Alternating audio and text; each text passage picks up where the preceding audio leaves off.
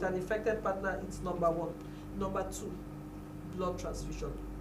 Unscreened blood.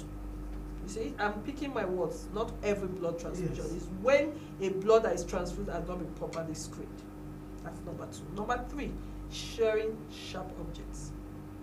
So unsterilized sharp objects. Because if we just say sharp object, that means we won't barb our hair, we won't take injection. So unsterilized, and that's why if you're going to have to take injection, that someone will contact hepatitis from it than the HIV. Really? Oh yes. That someone will contact hepatitis from it than the HIV. Really? Oh yes. Hepatitis is much more infectious, and we're beginning to see a lot more cases why people are getting tested. You know, the HIV, people started seeing more, started hearing more because of the testing that was amplified. Hepatitis now, we're giving it that attention, and we're beginning to see quite a significant. Last week we had the training of healthcare workers from the Rivers State University Teaching Hospital, and I was discussing with the gastroenterologist, and she said we need to amplify our efforts, which is what we are doing. But for now, we are focusing more on the pregnant women.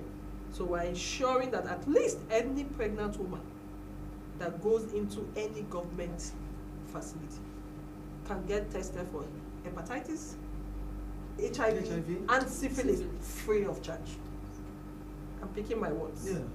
Any pregnant woman that goes into any government hospital can get tested for HIV, hepatitis, and syphilis free of charge.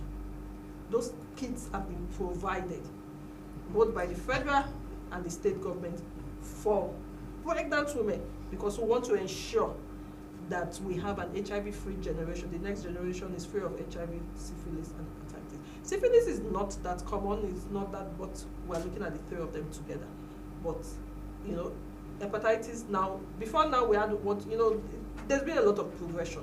First, we only had test kits for HIV. Yeah. Within the past 3 years, we now have test kits that can test, just one test kit, just one blood, can test both HIV and syphilis. Now, what we've just done for now is to provide test kits for hepatitis. But I'm sure before the end of this year, other African countries have started. We now have test kits that can actually test the three. We call it triple elimination, because that's the focus now. Trying to eliminate the three viruses at once and not just the two of them. So we now have the triple elimination kits, that just one kit, just one test can test for the three. For now, the focus is on pregnant women. Okay. Doctor has said that for now is on pregnant women, and she also talked about the things that are available for use. I want you to, you know, explain to us how these things are used by you, especially for those of you who are in the primary health care, having in mind what the doctor has just said. Yes, if any woman walks into any of the health facilities, health centers, and is being registered for ANC, she will be tested free of charge for HIV, syphilis, and the hepatitis B, as she rightly said.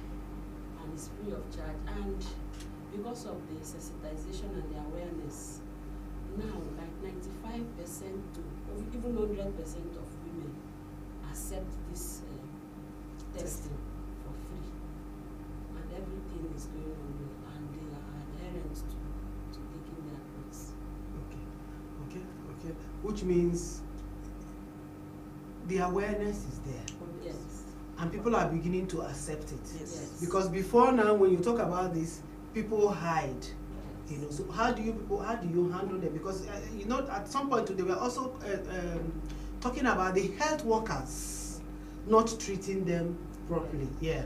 All right. Let me come in there. So like what we try to do, you know, like sometimes as a doctor, when you tell somebody you have HIV, there's one response the person will tell you, doctor, you don't understand.